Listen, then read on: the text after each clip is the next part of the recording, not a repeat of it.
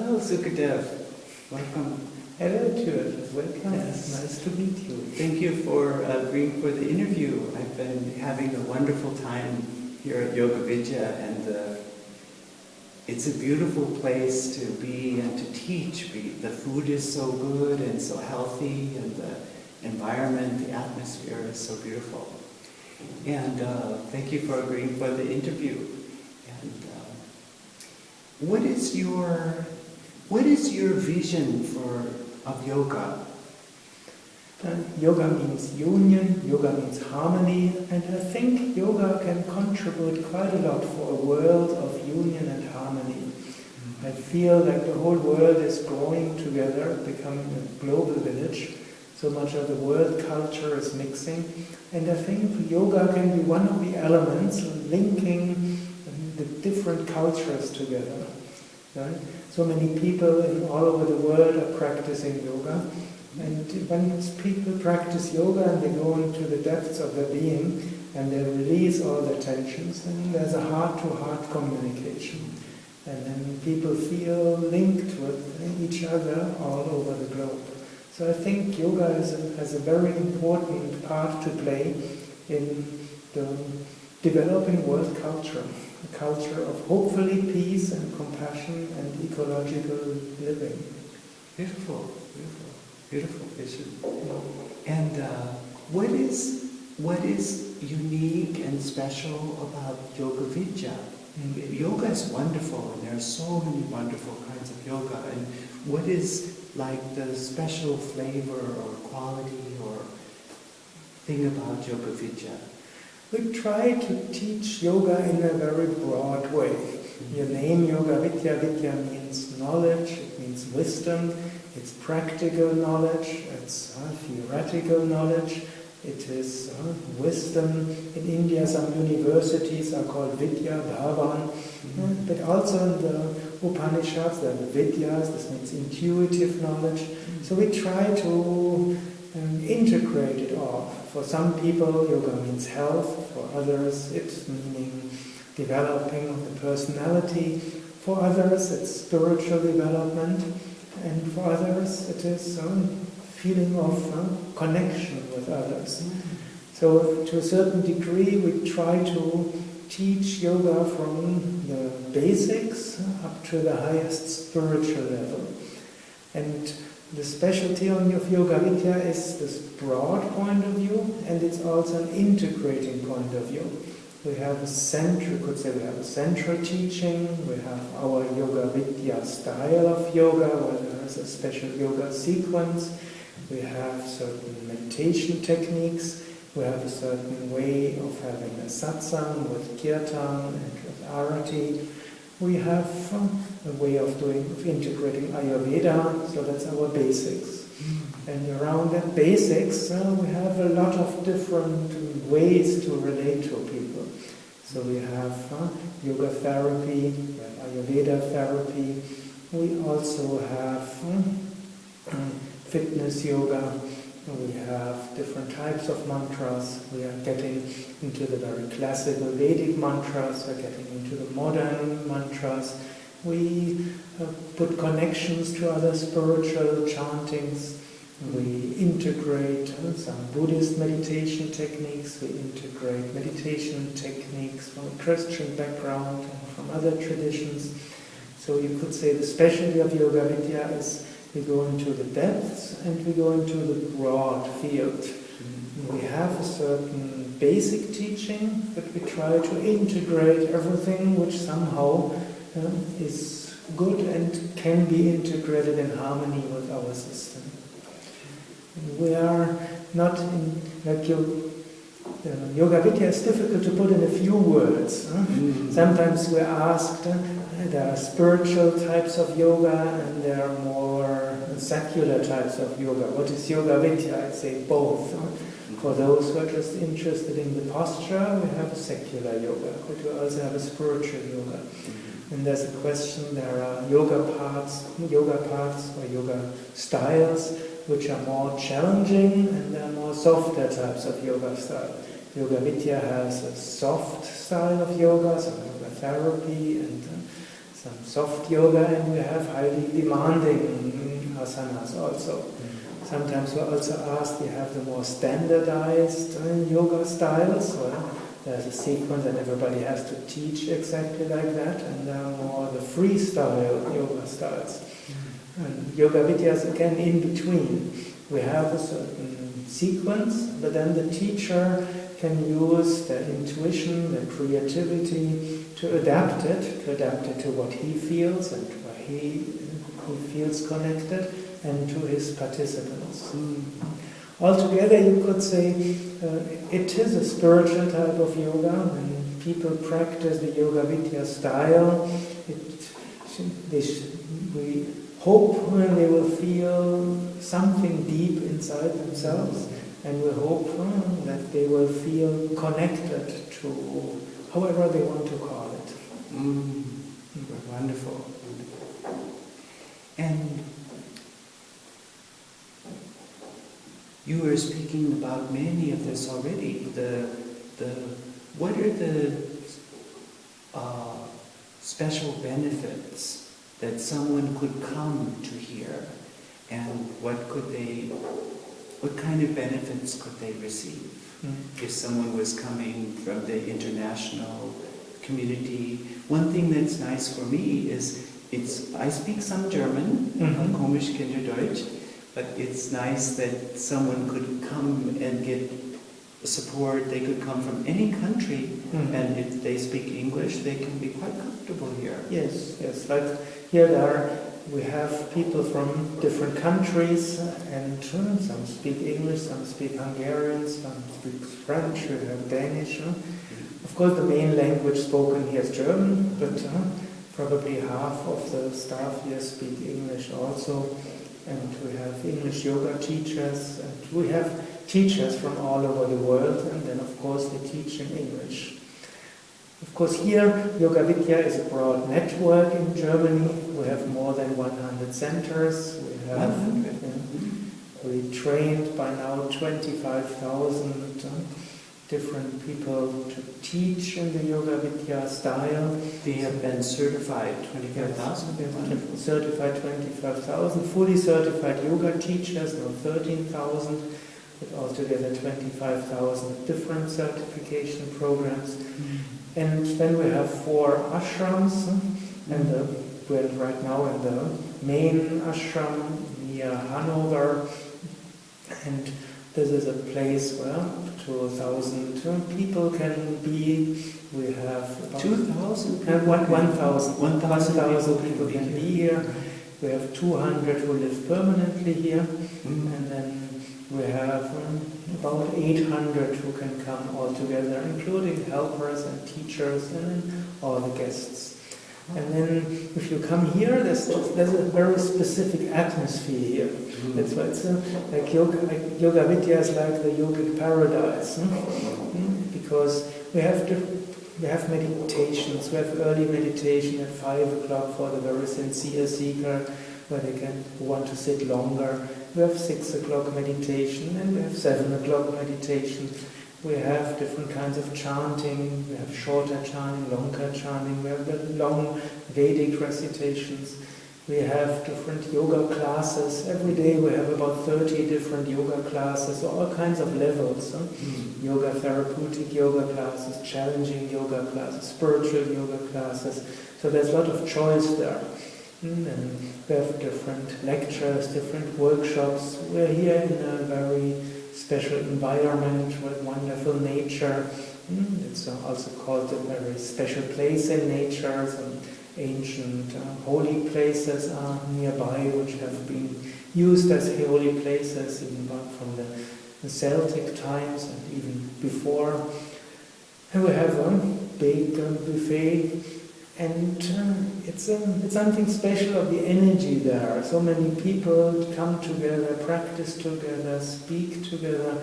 If you want to get to meet people with whom you want to connect, you will always find people with whom you want to connect.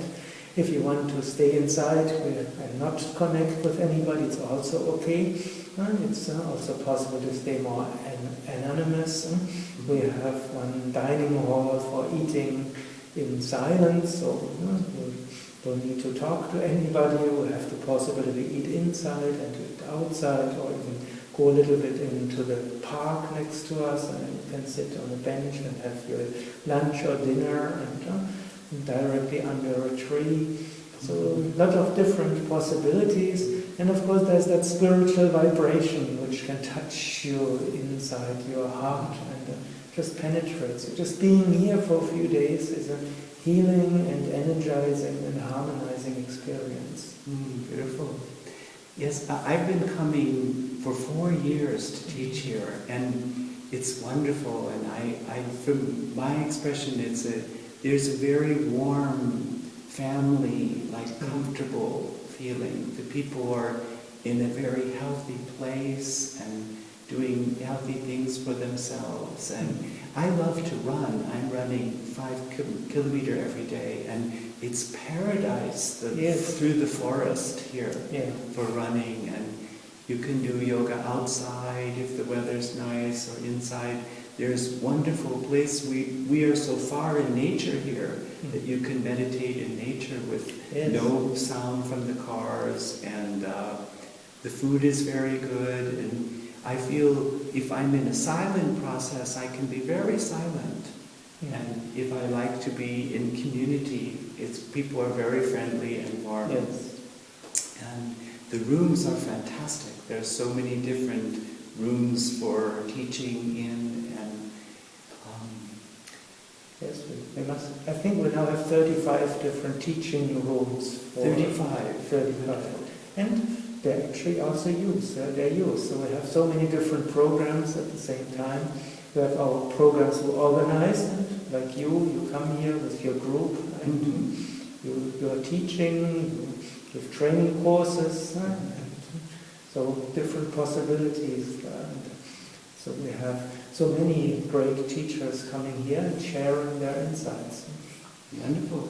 And you had mentioned that there are 25 to 35,000 who have come and done some certification. And how many yoga teachers? 13,000. 13,000 fully certified.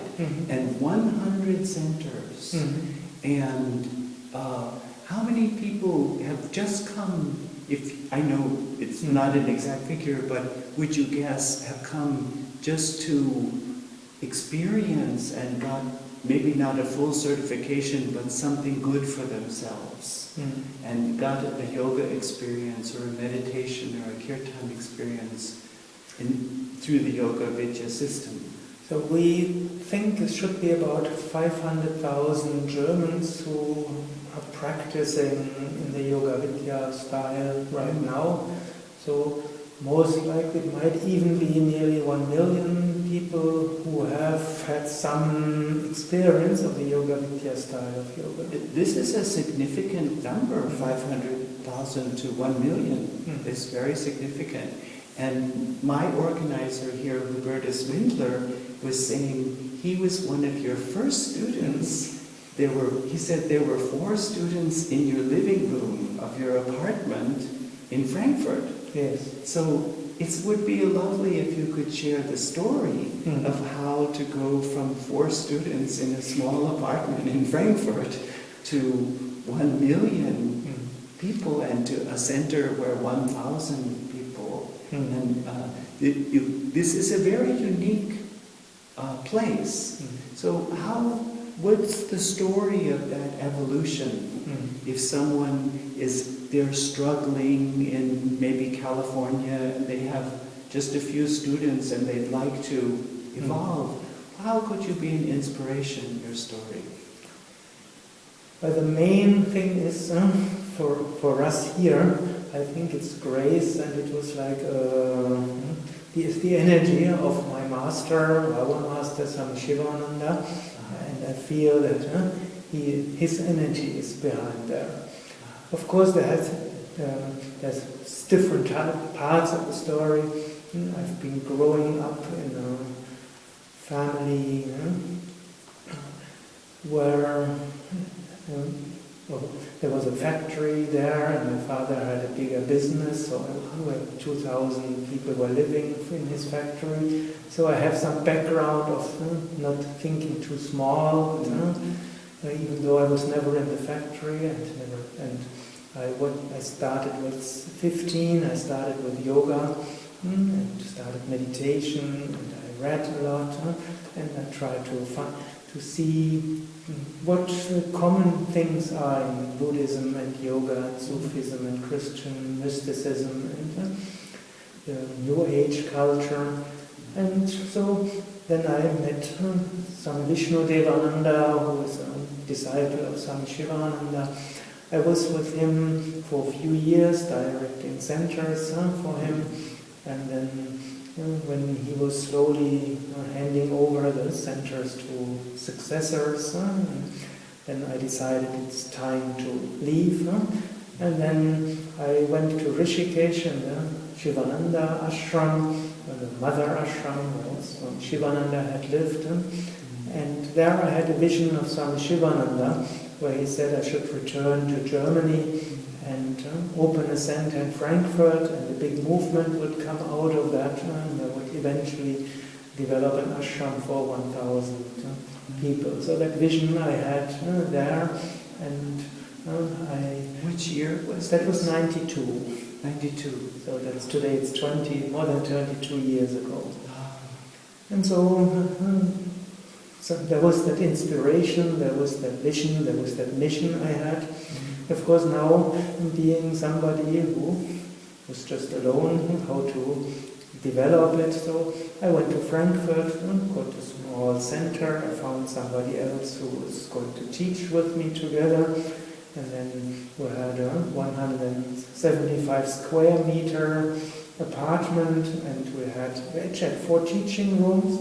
And one of us was sleeping in one teaching room, the other was sleeping in the second teaching room, and then we had 2 others, and then we got 2 other helpers who were sleeping in the other 2 teaching rooms, and otherwise there was just a tiny kitchen and a little bathroom, and that was it.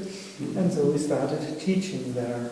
And then many people got attracted. Then we started our first teacher's training course, which was a 2 years teacher's training course in the center. It grew quite popular. And then more students from Germany heard about us. And so we started having more intense teacher's training course, a 4-week teacher's training course in Germany. And it was booked out the first time we offered it, and then we had a second time. And then the question was, shall we have an own ashram on the countryside where we can have more teachers' training courses and can offer people who come there who are from further away, as the Yoga-Vidya style became quite popular. So then in 96 we opened our first ashram near Cologne, between Cologne and Frankfurt, wonderful forest there. And it was for 60 students only, but it grew quite popular, so there was actually in summer a tent city around it, so we could have up to 120 or 30 students, and we had 25 staff, including teachers who were also living in tents. So that was a good basis. And then in 2003 we came here to Meinberg, which is near Hanover, and there we found the ideal place. It was ideal because in Germany there used to be clinics on the countryside for rehabilitation, and there had been some health reforms in the social security system, and so there were 3 big clinics which had been for 1,000 patients. They had all closed down, and so we could get it for very cheap, maybe for a price of a 2-family home. What was the price for the clinics? Well, altogether it must have been around 1 million euro. All the clinics which have place for 1,000 people. Yes, 1,000 for about the price of a home in Frankfurt. Yes. So we could say it was a blessing that we could have it, because a few years earlier it would have been unaffordable. I heard that to build these buildings used to be about 100 million euros. That's what the price was it was built. We got it for 1% of the original value. Such a blessing. It's such a blessing. And a few years later, if we had come, they would have stopped heating the buildings and they would have deteriorated. So we came just in the moment where they said either we find somebody who buys it or we stop heating it and then it would have deteriorated. So it was just a blessing just at that time, as I feel it's guided from a higher level. And so we always have whenever we have decisions to make, we always ask what is meant to be, not what do we want to do, what is meant to be, what is our task, what is the next step, what has to come and develop. And so it continued developing, and of course we found the right people who put their heart into it, put their energy into it, and it was also a big adventure on how to run a spiritual community. Because in India, spiritual community, they're usually guru-centered, and there's more autocratic or patriarchal, or you have those who are run on foundations. There's a committee of 7 or 10 who have. We try more democratic values. So now all of Yoga-Vidya, we have around 300 staff, and all decisions we do democratically, and everybody decides, even if they're just new, they have an equal say. At the same time, of course, we need some organizational structure. So it's an interesting adventure how to have a spiritual community, which also has to be a democratic community. At the same time, it has to be organized. Our guests don't want chaos. They want to feel welcome and things are working well. And so it's a fascinating adventure. Wow. And for this type of ashram, at least in Europe, there was no role model how we could do it. And we are a non-profit corporation which doesn't belong to anybody. And so it's a fascinating way, and it continues evolving. Yeah, beautiful. It's wonderful how the place it's very professional but also very spiritual.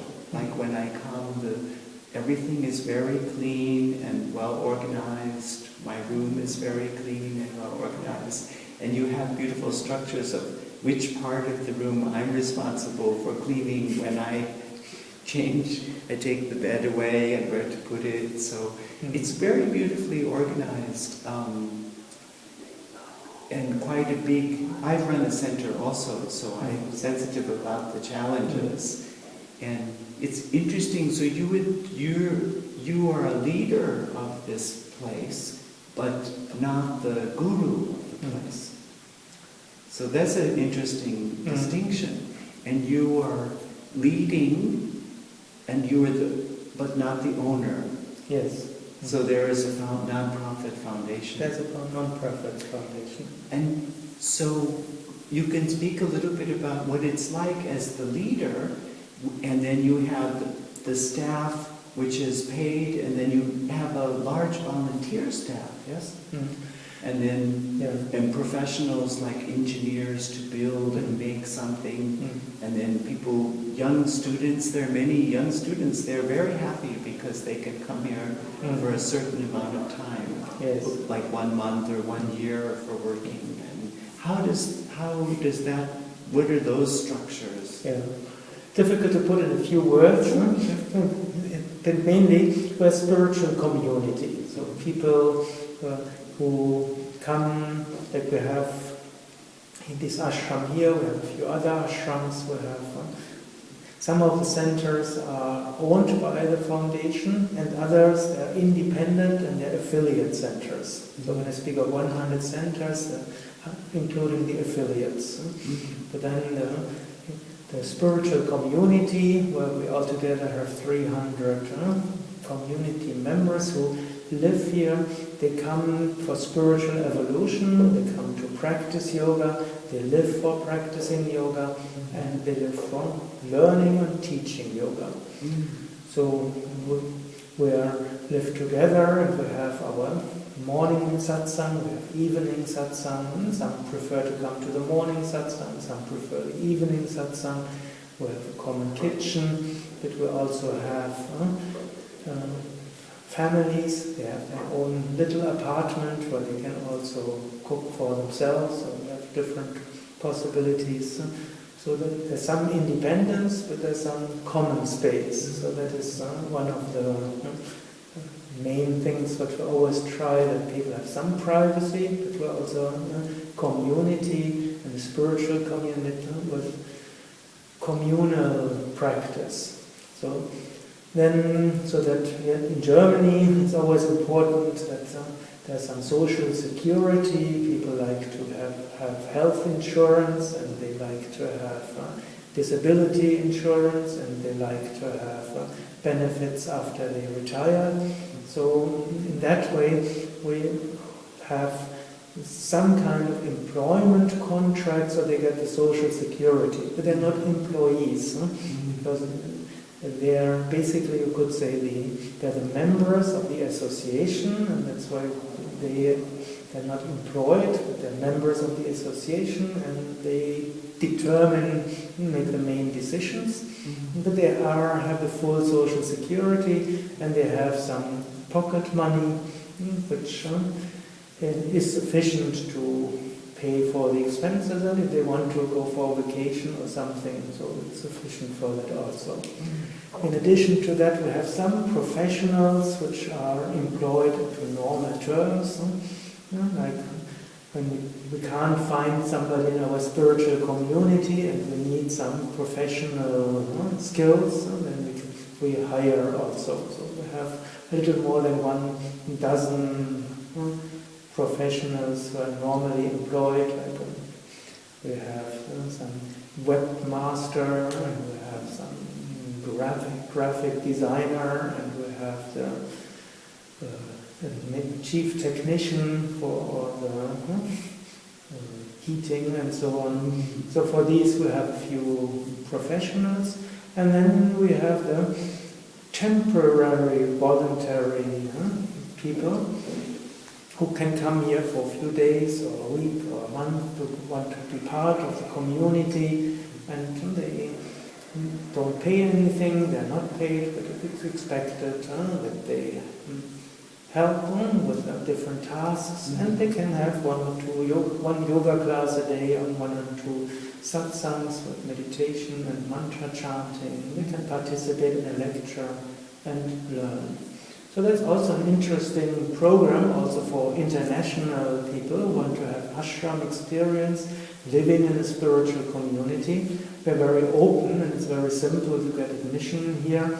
Any language you speak, and you can come here for a few days, a week, a few weeks, or a month, or even longer. If you want to stay longer, and you're not from the EU, then of course there are the immigration procedures, which are not always simple, but for a few days or a few weeks it's very easy to just come here as a work study. We call it Karma Yoga program.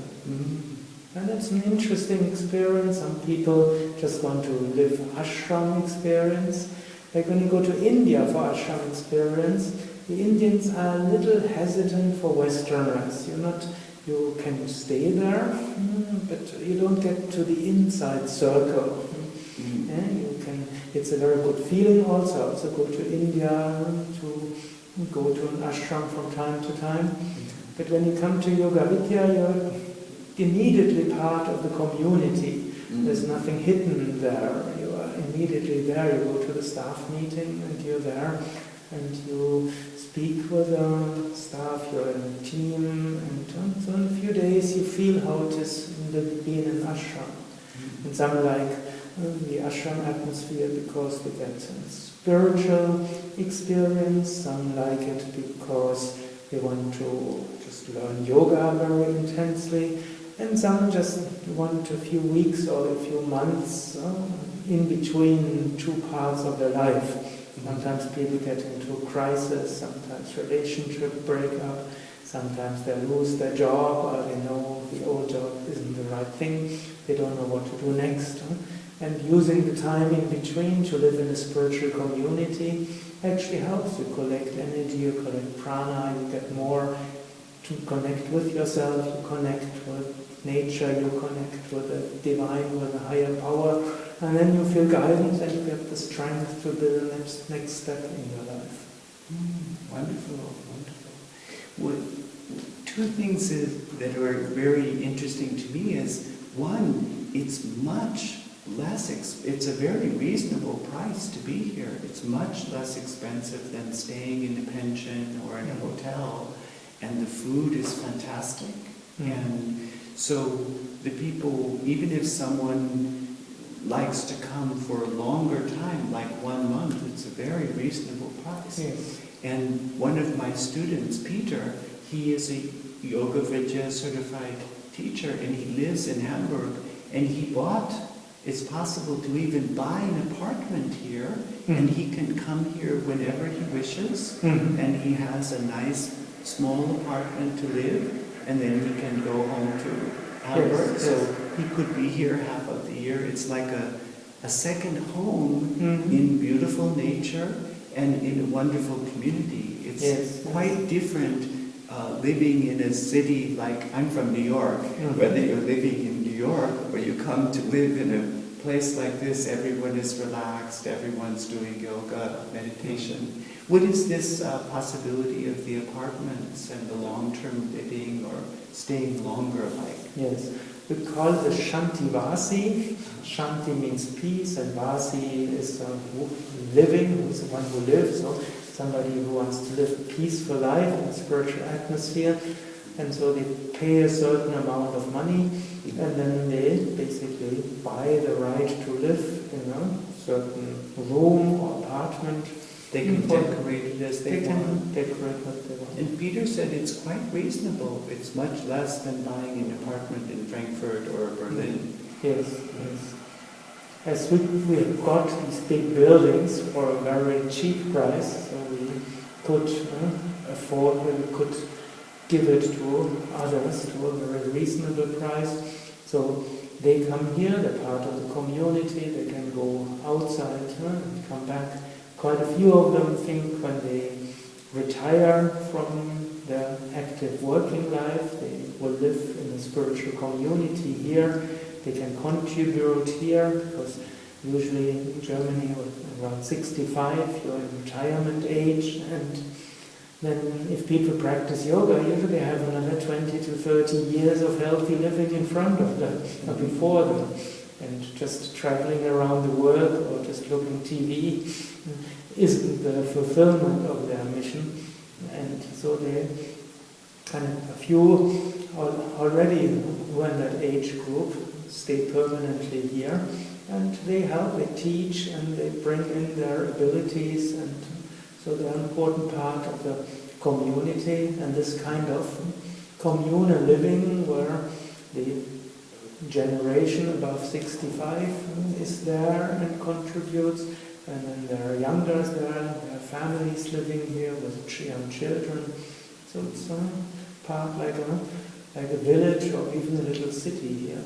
What is also interesting here is we are not directly at the forest, but we're not in the forest. And so when you could say 3/4 of the ashram is surrounded by nature, and the other quarter going through the village or the town, you have to say. And more students and more yoga-connected people move into the town next to the ashram. And so there are already 100 people living in Meinberg who are somehow connected to the ashram here. And it's called Yoga Town Movement. And so we hope that a few hundred people who practice yoga will move into town. And so it's the whole yoga area. And of course, there's an open yoga area, and not just yogis go there, we have a few Buddhist teachers who come here, and from other tradition, from other health-connected, alternative health trainings. Like you also have something very important to contribute to come here, and so in that way, many are attracted by that kind of creative spirit. Like we have Silicon Valley, where everything with computers moved together, in a much smaller scale, in Meinberg, something like Yoga Valley or Yoga Town or Yoga, and everything related to yoga can move here. Beautiful. So the last thing is a little bit of what would you, what's your vision of the future or the evolution from the present? Where's your idea of where to go next, or how this would evolve over the next few years? But also, what is your legacy? Like how old are you? I'm 51 years old. So it's 51, so maybe you were dancing when you were 100, but in 100 years from now, how would the evolution of this go on? Your vision of this, of the evolution, how would it be a legacy? I think I'm still too young to speak of a legacy, really speaking, but it will be in the hand of the divine and of the master what will happen. So a few things could come. One thing which I would see is that here in Meinberg, the Yoga Town will become a reality, and so many, as yogis are creative people, they will find different ways how to bring yoga into all aspects of society. And it's important that there's one culmination point or one melting pot where creative ideas can come. And so people will come here, and maybe other centers will open, and so some big inspiration will come. So I envision that some kind of bigger yoga town evolves, and then from here lots of inspiration can come for all the different yoga movements. Like the world yoga movement is a worldwide movement. So, but if there's organizations which are a little stronger and connected, more things can happen. So I envision that yoga can become parts of the schools. Yoga can be part of the normal medicine. Yoga can be part of psychotherapy. Yoga can be a connecting link between different religions who don't need to change their doctrine, but they can somehow see different practices and lead to similar experiences, to feel connected. And yoga can help to feel more ecological, linked to Mother Earth. If you feel connected with Mother Earth, how can you behave unconsciously, what you do towards Mother Earth? So I think a lot can come out of it, and Yoga-Vidya will continue contributing to it. So I somehow feel that Yoga-Vidya will be, some energy which stimulates a lot of good things in many people, whether they are directly linked with Yoga-Vidya or a little further away, but it's some strong energy which tries to help changing a lot in a good sense. Beautiful. Thank you. Thank you. Thank you.